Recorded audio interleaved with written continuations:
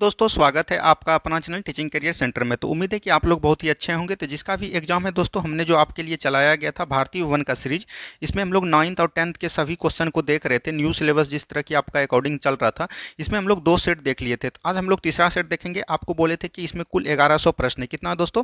1100 प्रश्न है, 1000 प्लस प्रश्न, यानी कि 1100 आप मान के चल सकते हैं। तो इसमें अभी तक ने हम आपको 300 प्रश्न करवा दिया, और जितने भी प्रश्न बचे हैं आपका 7 तारीख तक में हम टोटल क्लियर कर देंगे।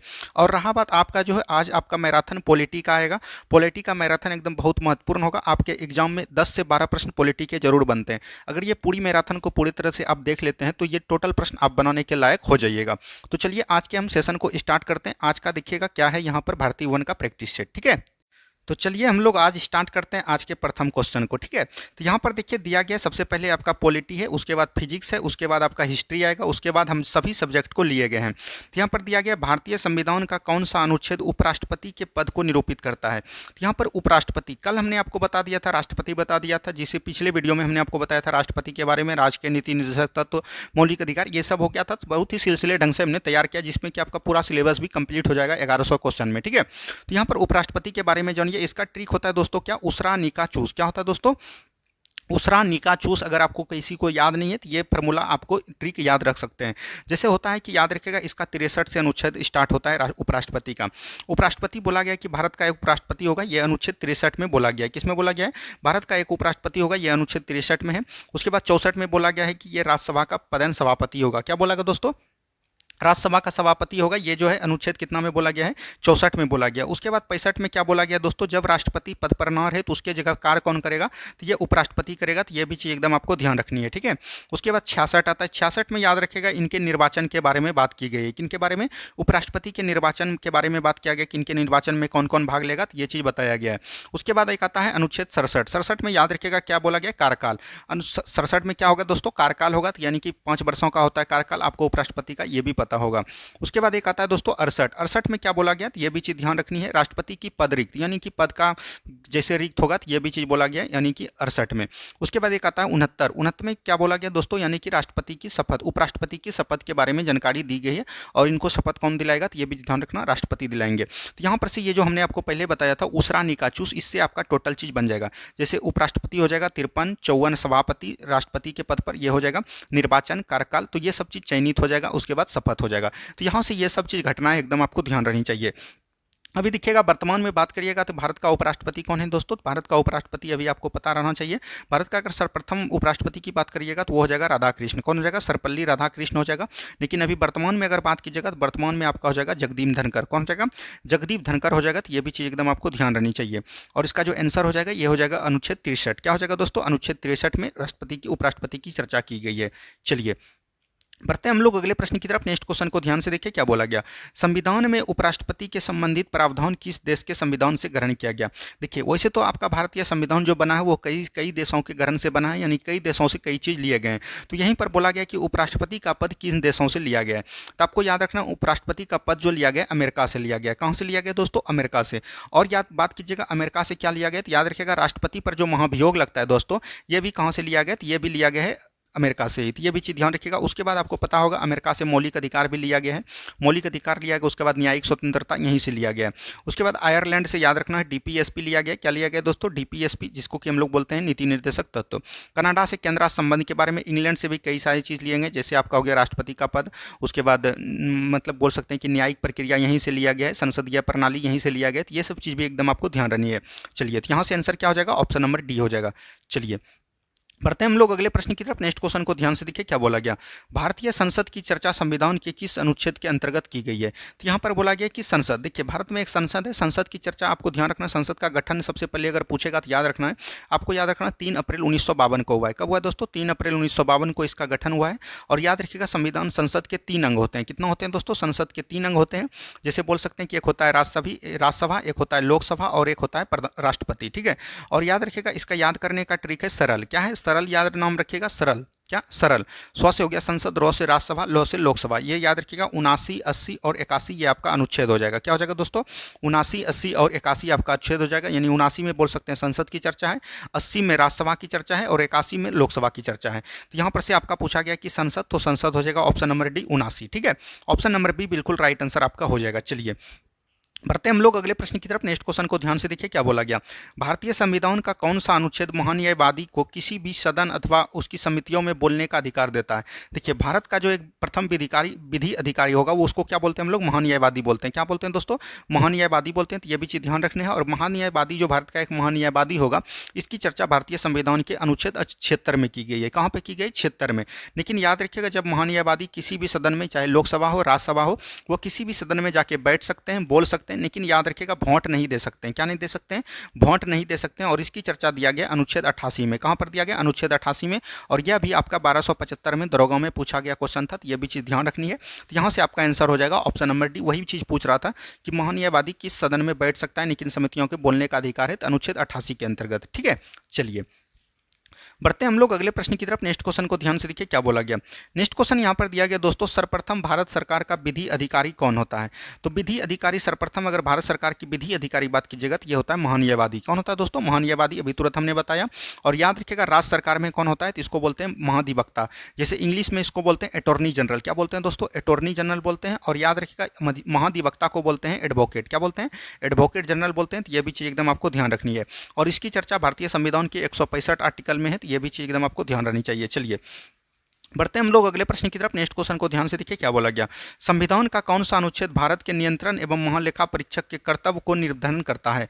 यानी कि महानियंत्रक लेखा और परीक्षण को बोलता सकते हैं सीएजी बोलता है। क्या बोलता है दोस्तों, सीएजी। यानी इसका फुल फॉर्म करने का मतलब है कंप्ट्रोलर एंड ऑडिटर जनरल। क्या बोलिएगा, कंप्ट्रोलर एंड ऑडिटर जनरल। तो ये भी चीज़ ध्यान रखिएगा, इसका फुल फॉर्म होता है। और याद रखिएगा भारत का एक नियंत्रक एवं महालेखा परीक्षक होगा जो कि याद रखिएगा मतलब कि पैसे यानी कि धन की निगरानी पर कार्य करता है। तो ये भी चीज़ ध्यान रखिएगा। इसकी चर्चा संविधान के 148 से लेकर 151 तक की गई है।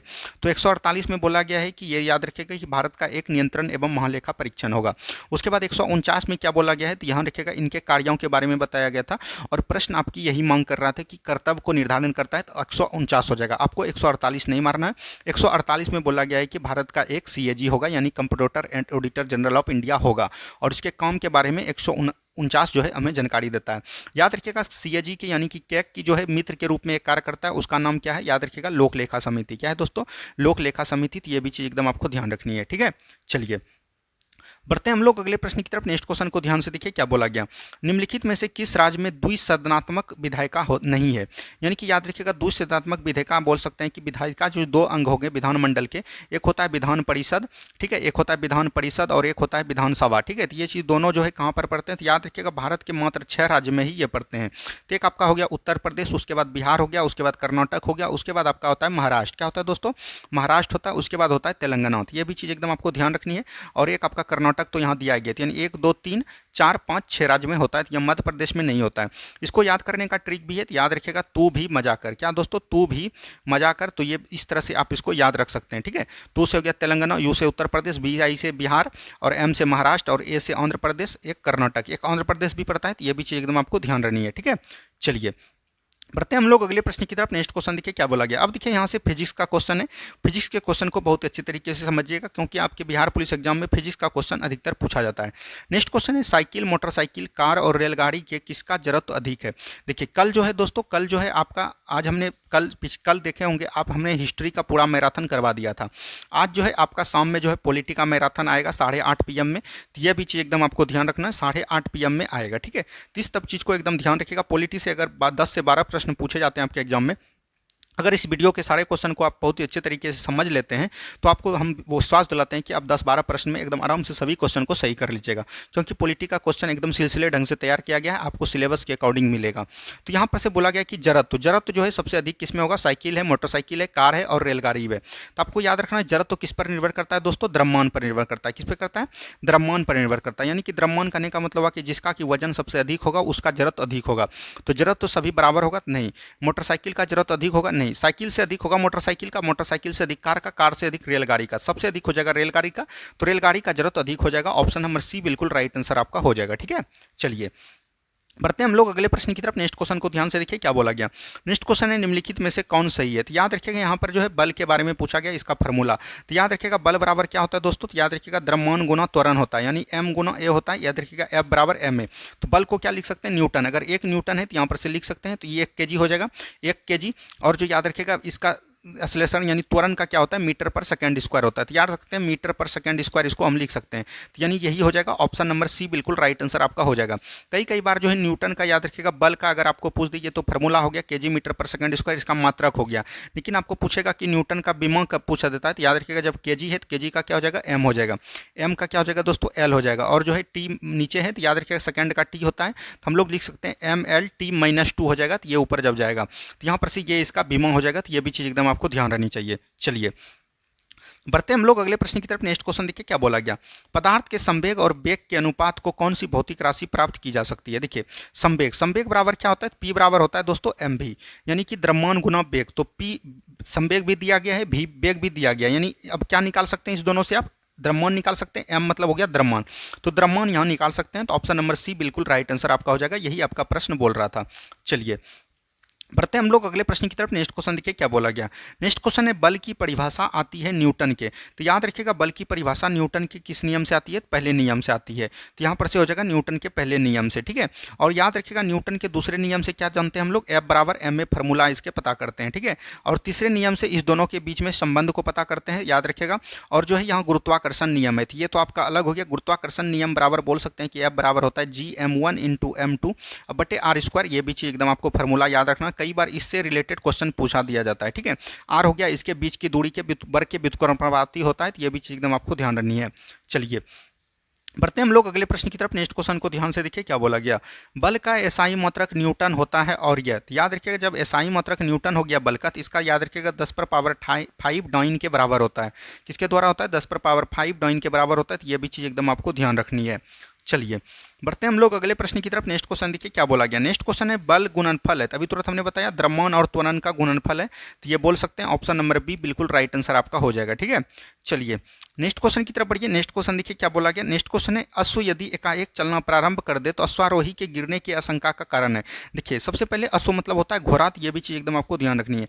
जब घोड़ा रुका हुआ था तो वो जो है स्थिर चाल में था, यानी विश्राम में था, और वो अचानक चलना प्रारंभ किया और जो है गिर गया। ये न्यूटन के प्रथम नियम से आप समझा सकते हैं, और ये याद रख सकते हैं विश्राम जड़त्व के कारण इसको समझा सकते हैं। एक कई बार आपने सुना होगा कि गाड़ी चल रही थी और जो है अचानक रुकने के बाद व्यक्ति जो है आगे की ओर झुक जाता है, तो ये जो है जड़त्व मतलब कि ये गति जड़त्व के बारे में बता सकते हैं आप, ठीक है। जब भी गाड़ी चलता हुआ रुके तो वो गति में है तो गति जड़त्व हो जाएगा। और जब भी अश्व यदि मान के चलिए कोई रुका हुआ व्यक्ति अचानक चल दिया तो वो रुका हुआ था, तो इसलिए उसको विश्राम जड़त्व के बारे में हम लोग जानेंगे। तो ऑप्शन नंबर सी बिल्कुल राइट आंसर आपका हो जाएगा, ठीक है। चलिए नेक्स्ट क्वेश्चन की तरफ बढ़ते हैं। नेक्स्ट क्वेश्चन देखिए क्या बोला गया। नेक्स्ट क्वेश्चन है यहाँ पर दो पिंडों के बीच की दूरी गुरुत्वाकर्षण बल निम्नलिखित में से किस पर निर्भर नहीं करता। अभी तुरंत हमने बताया एफ बराबर इसका फार्मूला क्या होता है, तो GM1 × M2 होता है और बटे होता है R², ठीक है। तो यहाँ पर से बोल दीजिए उनके द्रव्यमान के गुणनफल, तो द्रव्यमान के गुणनफल के बीच के निर्भर करता है, तो ये बिल्कुल ठीक है आपका। उनके बीच के दूरी पर, तो बीच के दूरी पर नहीं दोस्तों, तो याद रखिएगा बीच की दूरी पर भी निर्भर करता है, ठीक है। तो उनके बीच के माध्यम पर भी निर्भर करता है, गुरुत्वाकर्षण नियतांक पर, उसके माध्यम पर नहीं करता है। तो ऑप्शन नंबर सी हो जाएगा। यहाँ पर दूरी के व्युत्क्रमानुपाती पर निर्भर करता है, तो ये भी चीज़ ध्यान रखिएगा। तो यहाँ पर से ऑप्शन नंबर सी हो जाएगा, माध्यम पर निर्भर नहीं करता है, ठीक है। तो ऑप्शन नंबर सी बिल्कुल राइट आंसर आपका हो जाएगा। चलिए बढ़ते हैं हम लोग अगले प्रश्न की तरफ। नेक्स्ट क्वेश्चन देखिए क्या बोला गया। नेक्स्ट क्वेश्चन है विद्युत मोटर के रूपांतरण होता है। याद रखिएगा मोटर जो है किसके द्वारा रूपांतरण होता है, विद्युत ऊर्जा को इसमें यांत्रिक ऊर्जा में कन्वर्ट करता है। तो यहाँ पर से हो जाएगा विद्युत ऊर्जा को यांत्रिक ऊर्जा में कन्वर्ट करता है। और एक होता है डायनमो जो कि इसी का विपरीत कार्य करता है। तो याद रखिएगा ये जो करता है यांत्रिक ऊर्जा को विद्युत ऊर्जा में कन्वर्ट करता है। किसको करता है दोस्तों, यांत्रिक ऊर्जा को विद्युत ऊर्जा में कन्वर्ट करता है। तो ये भी चीज़ एकदम आपको ध्यान रखनी है। इस दोनों जो है एक दूसरे का अपोजिट है, कई बार एग्जाम में यही दोनों पूछे जाते हैं। चलिए नेक्स्ट क्वेश्चन की तरफ बढ़िए। नेक्स्ट क्वेश्चन देखिए क्या बोला गया। समान आवेशों में होता है, देखिए समान आवेशों में क्या होता है दोस्तों, विकर्षण होता है। क्या होता है दोस्तों, विकर्षण होता है। तो ये भी चीज़ ध्यान रखिएगा। समान आवेश करने का मतलब हुआ कि प्लस प्लस प्लस प्लस जब आप लगाइएगा तो कभी भी करंट उत्पन्न नहीं होगा, या माइनस माइनस लगाइएगा तो ये भी करंट उत्पन्न नहीं करेगा। जब भी आपको लगाना पड़ेगा विपरीत आवेश में लगाना पड़ेगा, जैसे आपका हो गया एक प्लस एक माइनस, तो इसको बोलते हैं आकर्षण होगा। लेकिन याद रखिएगा समान आवेशों में विकर्षण ही होता है। ऑप्शन नंबर सी बिल्कुल राइट आंसर आपका हो जाएगा, ठीक है। चलिए नेक्स्ट क्वेश्चन की तरफ बढ़ते हैं। नेक्स्ट क्वेश्चन देखिए, अब यहाँ से आपका हिस्ट्री का क्वेश्चन स्टार्ट है। नेक्स्ट क्वेश्चन यहाँ पर दिया गया, बुद्ध ने अपने सर्वाधिक उपदेश कहाँ दिया था। तो आपको पता है बुद्ध ने जो अपना सर्वाधिक उपदेश दिया था वो कहाँ दिया था, श्रावस्ती में। और अगर प्रथम उपदेश की बात करिएगा तो ये सबसे पहले कहाँ दिया था, सारनाथ में दिया था। कहाँ दिया था दोस्तों, सारनाथ में दिया था। तो ये भी चीज़ ध्यान रखिएगा। और इसको बौद्ध धर्म में हम लोग क्या नाम से जानते थे, तो याद रखिएगा बौद्ध धर्म में जो हम लोग जानते हैं इसको बोलते हैं धर्मचक्र परिवर्तन। क्या बोलते हैं दोस्तों, धर्मचक्र परिवर्तन बोलते हैं। तो ये भी कई बार एग्जाम में पूछा गया है, ठीक है। चलिए बढ़ते हैं हम लोग अगले प्रश्न की तरफ। नेक्स्ट क्वेश्चन को ध्यान से देखिए क्या बोला गया। नेक्स्ट क्वेश्चन है बुद्ध की मृत्यु में को बौद्ध धर्म में क्या कहा जाता है। मृत्यु को क्या बोलते हैं दोस्तों, तो याद रखिएगा बौद्ध धर्म के मृत्यु को बोलते हैं महापरिनिर्वाण। क्या बोलते हैं, महापरिनिर्वाण बोलते हैं। ठीक है, ये जो याद रखिएगा जो घर छोड़े थे गृह त्याग को क्या बोलते हैं, महाविनिष्क्रमण बोलते थे। और याद रखिएगा एक होता है संबोधि। संबोधि को क्या बोलते हैं दोस्तों, तो याद रखिएगा जब बौद्ध धर्म में ये बौद्ध की शिक्षा ली थी, ज्ञान की प्राप्ति को हम लोग क्या बोलते थे, संबोधि बोलते थे। तो ये भी चीज़ एकदम आपको ध्यान रखनी है। चलिए नेक्स्ट क्वेश्चन की तरफ बढ़ते हैं हम लोग। नेक्स्ट क्वेश्चन देखिए क्या बोला गया। नेक्स्ट क्वेश्चन है अशोक का कौन सा अभिलेख सबसे छोटा अभिलेख है। तो याद रखिएगा अशोक का कुल अभिलेख कितना था दोस्तों, 14 अभिलेख था, जिसमें कि प्रथम अभिलेख में पशु बलि निंदा है, दूसरे में याद रखिएगा मनुष्य या पशु की चिकित्सा के बारे में बोला गया है। तो ये सब चीज़ एकदम ध्यान रखिएगा। इसी में जो है सबसे छोटा अभिलेख रोमनदेही है, जिसमें इनका 13वां अभिलेख जो है सबसे महत्वपूर्ण है। ये कलिंग युद्ध के बारे में बताया गया है, तो ये भी चीज़ ध्यान रखिएगा। तो ये हो जाएगा छठा ऑप्शन नंबर सी, रोमनदेही अभिलेख जो है सबसे छोटा अभिलेख है। तो ये भी चीज़ जानकारी प्राप्त होनी चाहिए। चलिए नेक्स्ट क्वेश्चन की तरफ बढ़ते हैं। नेक्स्ट क्वेश्चन देखिए क्या बोला गया। मौर्य वंश का अंतिम शासक बृहदत्त की हत्या उसके सेनापति पुष्यमित्र शुंग ने किया किस वर्ष किया था। तो ये 185 ईसा पूर्व में किया था। तो ये चीज़ ध्यान रखिएगा। मौर्य वंश का संस्थापक चंद्रगुप्त मौर्य था। कौन था दोस्तों, चंद्रगुप्त मौर्य था। तो ये भी चीज़ ध्यान रखिएगा। और ये लगभग जो है 137 वर्ष तक मौर्य वंश का रहा शासनकाल, जिसमें कि अंतिम शासक कौन थे, बृहदत्त थे। कौन थे दोस्तों, बृहदत्त थे। और इसका सेनापति ने पुष्यमित्र शुंग ने इसकी हत्या कर दी और इसके स्थान पर शुंग वंश की स्थापना डाली थी। ये भी चीज़ एकदम आपको ध्यान रहनी चाहिए। और याद रखिएगा चंद्रगुप्त मौर्य ने किसको हराकर मौर्य की स्थापना किया था, तो याद रखिएगा धनानंद को। किसको, धनानंद को। धनानंद कौन थे, नंद वंश के महाराज शासक थे। ये भी चीज़ ध्यान रखिएगा। और याद रखिएगा इसमें जो इसको मदद किया था वो किसने किया था, चाणक्य ने किया था। तो ये भी कई बार एग्जाम में पूछा जाता है। ठीक है, चलिए नेक्स्ट क्वेश्चन की तरफ बढ़ते हैं। नेक्स्ट क्वेश्चन देखिए क्या बोला गया। नेक्स्ट क्वेश्चन है एलोरा का प्रसिद्ध कैलाश मंदिर का निर्माण किसने करवाया था। तो एलोरा का जो प्रसिद्ध कैलाश मंदिर का निर्माण है वो किसने करवाया था दोस्तों, याद रखिएगा ये राष्ट्रकूट शासक ने करवाया था। और राष्ट्रकूट शासक ये कृष्णदेव राय ने करवाया था। कृष्णदेव प्रथम ने, किसने, कृष्णदेव प्रथम ने करवाया था। और याद रखिएगा राष्ट्रकूट वंश के संस्थापक भी कौन थे, तो याद रखिएगा दंती दुर्ग। कौन थे दोस्तों, दंती दुर्ग इसके संस्थापक हो जाएंगे। और अगर पूछेगा कि एलोरा का कैलाश मंदिर कहाँ पर है, ये याद रखिएगा महाराष्ट्र में। कहाँ पर है दोस्तों, महाराष्ट्र में है। तो ये भी चीज़ ध्यान रखिएगा। और याद रखिएगा राष्ट्रकूट वंश का जो राजधानी कई बार पूछा है आपके एग्जाम में, तो इसका राजधानी हो जाएगा मानखेत। कौन हो जाएगा दोस्तों, मानखेत हो जाएगा। तो ये भी चीज़ एकदम आपको ध्यान रहनी चाहिए। इतना चीज़ आपको एकदम ध्यान रखना है। चलिए बढ़ते हैं हम लोग अगले प्रश्न की तरफ। नेक्स्ट क्वेश्चन को ध्यान से देखिए क्या बोला गया। नेक्स्ट क्वेश्चन है होयसल वंश की राजधानी कहाँ थी। तो होयसल वंश की अगर राजधानी की बात कीजिएगा, इसका संस्थापक कौन था, सिंह विष्णु था। और याद रखिएगा इसका जो मतलब बोल सकते हैं कि राजधानी कहाँ था, द्वार समुद्र था। द्वार समुद्र हो जाएगा। ऑप्शन नंबर बी बिल्कुल राइट आंसर आपका हो जाएगा। चलिए बढ़ते हैं हम लोग अगले प्रश्न की तरफ। नेक्स्ट क्वेश्चन देखिए क्या बोला गया। नेक्स्ट क्वेश्चन है विक्रमशिला विश्वविद्यालय की स्थापना किसके द्वारा किया गया था। तो विक्रमशिला विश्वविद्यालय की स्थापना याद रखिएगा भागलपुर जिले में है। और इसको करवाया था किसने, धर्मपाल ने। धर्मपाल याद रखिएगा पाल वंश के शासक थे। और पाल वंश की अगर संस्थापक की बात कीजिएगा, पाल वंश का संस्थापक कौन हो जाएगा, गोपाल हो जाएगा। कौन हो जाएगा दोस्तों, गोपाल हो जाएगा। और याद रखिएगा गोपाल पाल वंश का राजधानी कहाँ था, तो मुंगेर था। कहाँ था दोस्तों, मुंगेर था। तो ये सब चीज़ एकदम आपको जानकारी रहनी चाहिए। चलिए नेक्स्ट क्वेश्चन की तरफ बढ़िए। यहाँ पर देखिए गलत सुमेल को चयन करना है। तो गलत सुमेल को चयन करना, देखिए दीवान ए कोही किसने चलाया था, कृषि विभाग था, ये मोहम्मद बिन तुगलक ने चलाया था। दीवान ए अर्ज किसने, सैन्य विभाग था, ये किसने चलवाया था, बलबन ने चलवाया था। ठीक है, दीवान ए बंदगान फिरोज शाह तुगलक ने चलाया था, ये दान विभाग के लिए चलाया था। दीवान ए खैरात ये भी चलाया था फिरोज शाह तुगलक ने। ठीक है, फिरोज शाह तुगलक ने चलाया था। और याद रखिएगा ये जो था किसके लिए था, खैरात विभाग जो था ये याद रखिएगा। बंदगान जो था दोस्तों दास विभाग के लिए था। और खैरात विभाग जो था ये याद रखिएगा दान विभाग के लिए था, फिरोज शाह तुगलक द्वारा चलाया गया था। तो यही आपका गलत है। ऑप्शन नंबर डी बिल्कुल राइट आंसर आपका हो जाएगा। ठीक है, तो इस तरह के क्वेश्चन एग्जाम में आपको पूछे जाएंगे मध्यकालीन भारत से। ये सब क्वेश्चन बहुत ही इंपॉर्टेंट हो जाता है, क्योंकि ये सब क्वेश्चन बार बार एग्जाम में देखने को मिलेगा आपको। चलिए बढ़ते हैं हम लोग अगले प्रश्न की तरफ। नेक्स्ट क्वेश्चन देखिए क्या बोला गया। नेक्स्ट क्वेश्चन है देवराय द्वितीय ने किसकी उपाधि धारण किया था, तो गजबेटकर की उपाधि धारण किया था। ये तो हमने क्वेश्चन आपको कई बार करवा दिया है, तो इसमें आपको टाइम नहीं देना है। नेक्स्ट क्वेश्चन देखिए क्या बोला गया। नेक्स्ट क्वेश्चन है जहांगीर ने किस सिख गुरु को राजकुमार खुसरो की सहायता करने के कारण मरवा दिया था। तो जहांगीर ने जो सिख गुरु को मरवाया था खुसरो की सहायता, खुसरो था जहांगीर का पुत्र, और इसकी सहायता जो किया था वो गुरु अर्जुन देव ने किया था। ये गुरु धर्म के मत बोल सकते हैं कि सिख संप्रदाय के 5वें गुरु थे। इसी की हत्या करवा दिया था। तो ये भी चीज़ एकदम आपको ध्यान रखनी है। यहाँ पर आपको दिख रहा होगा गुरु तेग बहादुर। गुरु तेग बहादुर की हत्या किसने करवाया था, तो औरंगजेब ने करवाया था। किसने करवाया था, तो औरंगजेब ने करवाया था। तो ये भी चीज़ एकदम आपको ध्यान रखनी है। गुरु गोविंद सिंह याद रखेगा सिख धर्म के अंतिम गुरु एवं 10वें गुरु थे। इसकी जन्म याद रखेगा 1666 ईस्वी में पटना में हुआ था, पाटलिपुत्र में। तो ये भी चीज़ एकदम आपको ध्यान रखनी है। और इसका मृत्यु जो है 1708 ईस्वी में कर दिया गया था। तो ये सब चीज़ जानकारी एकदम आपको रहनी चाहिए। चलिए नेक्स्ट क्वेश्चन की तरफ बढ़िए। नेक्स्ट क्वेश्चन देखिए क्या बोला गया। नेक्स्ट क्वेश्चन है बंगाल में द्वैत शासन कब लागू हुआ। तो बंगाल में द्वैत शासन दोस्तों 1765 ईस्वी में लागू हुआ।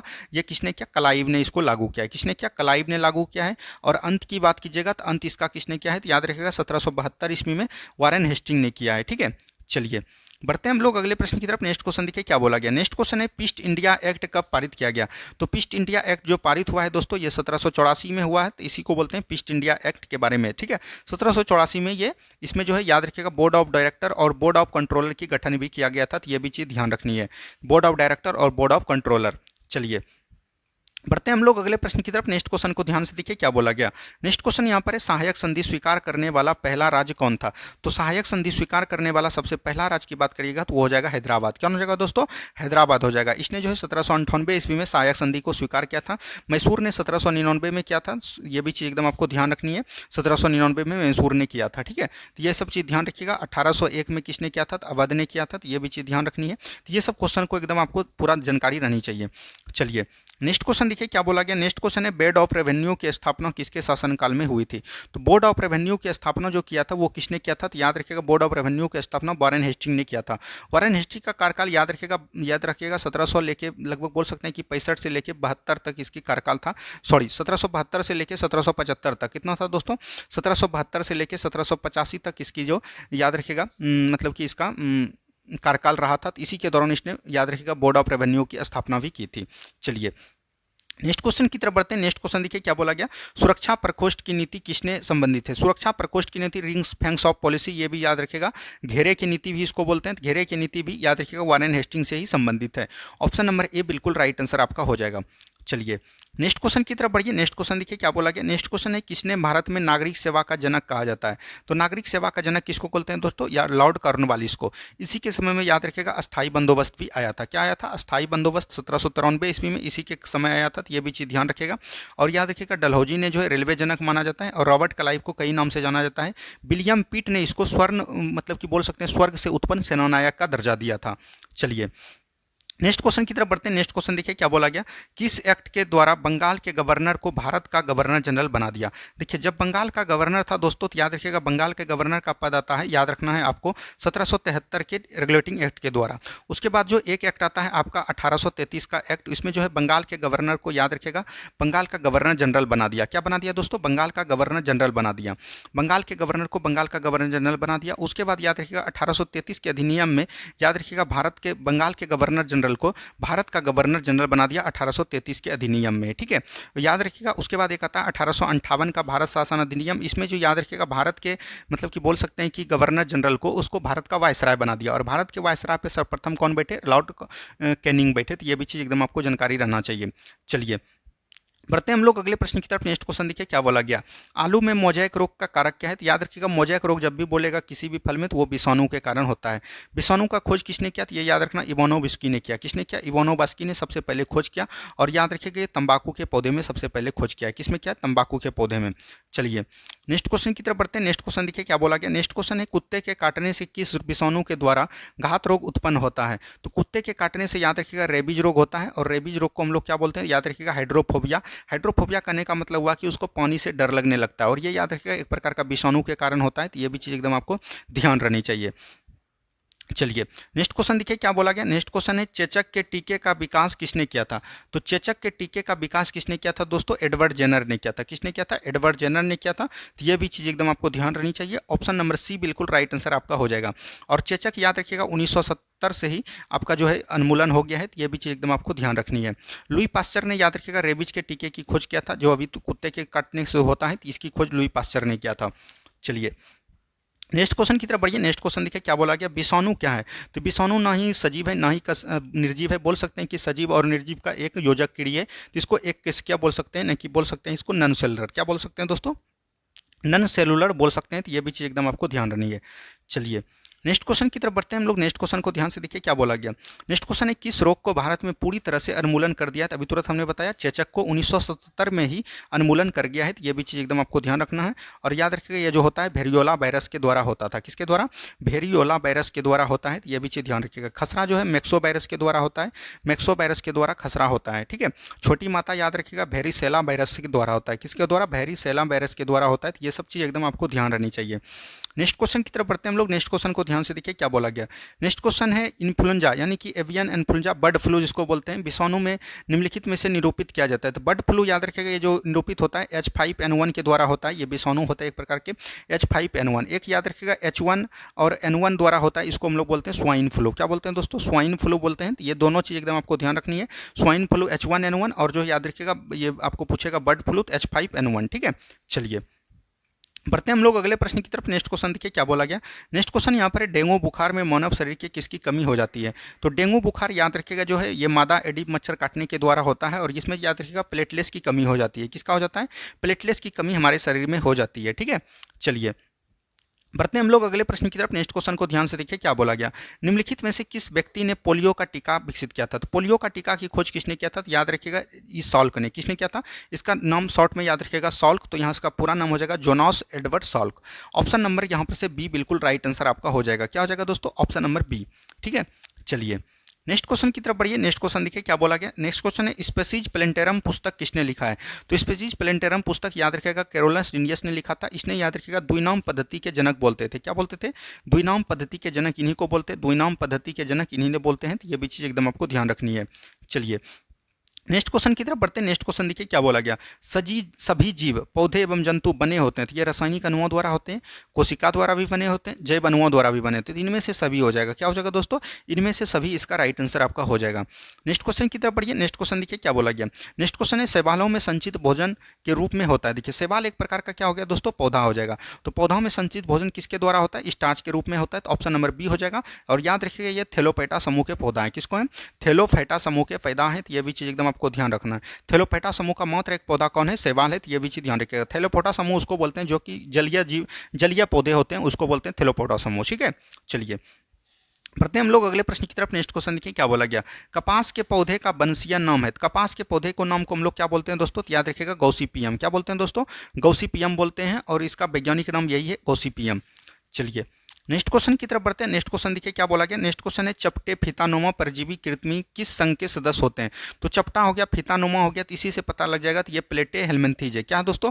प्लेटे हेलमिंथीन जो है चपटे होते हैं, फीतानुमा होते हैं, परजीवी कृमि इसी को बोलते हैं। तो ये चीज़ एकदम ध्यान रखिएगा। इस तरह के क्वेश्चन जो है आपका 10th क्लास में दिया गया है, तो वहीं से ये सब क्वेश्चन को लिया गया है। नेक्स्ट क्वेश्चन देखिए निम्नलिखित में से कौन सा एक बंधक तत्व नहीं है, यानी कि एक बंधक तत्व कौन नहीं है, ये चीज़ आपको पूछा जाएगा। तो यहाँ पर से देखिए सोडियम, आयोडीन, सिल्वर ये सब एक बंधक है, लेकिन एल्युमिनियम याद रखिएगा ये त्रिबंधक है। कौन है दोस्तों? त्रिबंधक है। तो ऑप्शन नंबर डी बिल्कुल राइट आंसर आपका हो जाएगा। ठीक है। नेक्स्ट क्वेश्चन की तरफ बढ़ते हैं हम लोग। नेक्स्ट क्वेश्चन को ध्यान से देखिए क्या बोला गया। नेक्स्ट क्वेश्चन है क्रोमियम सल्फेट का सूत्र होगा। क्रोमियम सल्फेट का सूत्र होगा, ये याद रखेगा Cr2SO4 का होल 3 होगा। ऑप्शन नंबर सी बिल्कुल राइट आंसर आपका हो जाएगा। इसका बोलते हैं क्रोमियम सल्फेट। Chromium sulphate. ठीक है। तो यह भी चीज़ एकदम आपको ध्यान रखनी चाहिए। चलिए बढ़ते हैं हम लोग अगले प्रश्न की तरफ। नेक्स्ट क्वेश्चन को ध्यान से देखिए क्या बोला गया। नेक्स्ट क्वेश्चन है एक द्विसंयोजक तंत्र M के क्लोराइड का सूत्र क्या होगा। देखिए द्विसंयोजक तंत्र बोल रहा है कि M के क्लोराइड का सूत्र क्या होगा, यानी बोल गया कि M जो है इसका कितना है 2 और क्लोरीन का कितना होता है दोस्तों 1 होता है। तो यहाँ पर से बोल सकते हैं कि MCl2 हो जाएगा। क्या हो जाएगा दोस्तों? MCl2 हो जाएगा। ऑप्शन नंबर बी बिल्कुल राइट आंसर आपका हो जाएगा। इसका यहाँ चल जाता है, इसका यहाँ चल जाता है। तो इस तरह से आप इस क्वेश्चन को बना सकते हैं। किसी भी चीज़ का फॉर्मूला आपको अगर आपको संयोजी इलेक्ट्रॉन पता है तो आप बना सकते हैं। नेक्स्ट क्वेश्चन देखिए जल का आणविक द्रव्यमान कितना होता है। जल का फार्मूला आप लिखिए H2O होता है। ठीक है। H2O होता है। तो याद रखिएगा ऑक्सीजन का कितना होता है दोस्तों आणविक द्रव्यमान 16 होता है, और हाइड्रोजन का कितना होता है 1 होता है, लेकिन 2 है तो 2 गुना 1 हो जाएगा। बोल सकते हैं कि प्लस 2 गुना 1 हो जाएगा। तो ये हो जाएगा 16, 2 कितना हो गया दोस्तों 18। जब भी आपको आणविक द्रव्यमान पूछे तो याद रखिएगा यहाँ पर MU लगाना है। क्या लगाना है? MU लगाना है। आणविक द्रव्यमान होता है। अगर बात करिएगा यहाँ ग्राम पर, अगर द्रव्यमान की बात करेगा तो ये आपका ग्राम हो जाएगा। चलिए बढ़ते हैं हम लोग अगले प्रश्न की तरफ। नेक्स्ट क्वेश्चन देखिए क्या बोला गया। नेक्स्ट क्वेश्चन है किस प्राचीन भारतीय दार्शनिक ने सुझाव दिया कि संपूर्ण द्रव बहुत ही छोटे कणों के संगठित होता है। ये किसने दिया? महर्षि कणाद ने दिया। तो ऑप्शन नंबर ए बिल्कुल राइट आंसर आपका हो जाएगा। क्या हो जाएगा? Option number A. चलिए नेक्स्ट क्वेश्चन की तरफ बढ़िए। नेक्स्ट क्वेश्चन देखिए क्या बोला गया, निम्नलिखित में से कौन परमाणु का मौलिक कण है। तो परमाणु के 3 मौलिक कण है, इलेक्ट्रॉन, प्रोटॉन और न्यूट्रॉन। तो इलेक्ट्रॉन, प्रोटॉन और न्यूट्रॉन हो जाएगा। ऑप्शन नंबर डी बिल्कुल राइट आंसर आपका हो जाएगा। इलेक्ट्रॉन का खोज किसने किया, जे थॉमसन ने किया। प्रोटॉन का खोज गोल्डस्टीन ने या रदरफोर्ड बोल सकते हैं। न्यूट्रॉन का खोज जेम्स चैडविक ने किया। तो ये सब चीज़ की घटनाएं एकदम आपको याद रहनी चाहिए। नेक्स्ट क्वेश्चन की तरफ बढ़ते हैं। नेक्स्ट क्वेश्चन देखिए क्या बोला गया। नेक्स्ट क्वेश्चन है सर्वप्रथम परमाणु को किस मौलिक कण की खोज हुई। तो सर्वप्रथम जो परमाणु का खोज हुआ वो हुआ इलेक्ट्रॉन का, उसके बाद हुआ प्रोटॉन का, तब जाके बाद में न्यूट्रॉन का हुआ। तो ऑप्शन नंबर ए बिल्कुल राइट आंसर आपका हो जाएगा। ठीक है, चलिए नेक्स्ट क्वेश्चन की तरफ बढ़िए। नेक्स्ट क्वेश्चन देखिए क्या बोला गया, परमाणु में इलेक्ट्रॉन का अस्तित्व का पता किसने लगाया अथवा इलेक्ट्रॉन की खोज किसके द्वारा। अभी तुरंत हमने बताया जे थॉमसन हो जाएगा। ऑप्शन नंबर ए बिल्कुल राइट आंसर आपका हो जाएगा। क्या हो जाएगा दोस्तों, ऑप्शन नंबर ए बिल्कुल राइट आंसर आपका हो जाएगा। नेक्स्ट क्वेश्चन की तरफ बढ़िए। देखिए आज का जो अंतिम क्वेश्चन था हमने आपको पूरा करवा दिया भारतीय वन। अभी जो है आपका इसमें 3-4 सेट और आएगा। 7 तारीख एग्जाम तक पूरा हम पूरा इसको 1100 जो क्वेश्चन दिया गया है इसको पूरा कन्वर्ट करवा देंगे, तभी आपका जो है सभी एग्जाम में नंबर आप एकदम बहुत ही अच्छे तरीके से बिहार पुलिस में ला पाइएगा। और आपका जो है आज शाम में 8:30 PM में आपको जो है पॉलिटी का महामैराथन चलेगा, तो उसमें जरूर जुड़िएगा। अगर 12 प्रश्न पूछेंगे तो हम वादे के साथ कह सकते हैं कि 10 प्रश्न आप जरूर बना के आइएगा अगर मैराथन देख लेते हैं। धन्यवाद, मिलते हैं हम लोग शाम के मैराथन क्लास में। जय हिंद, जय भारत।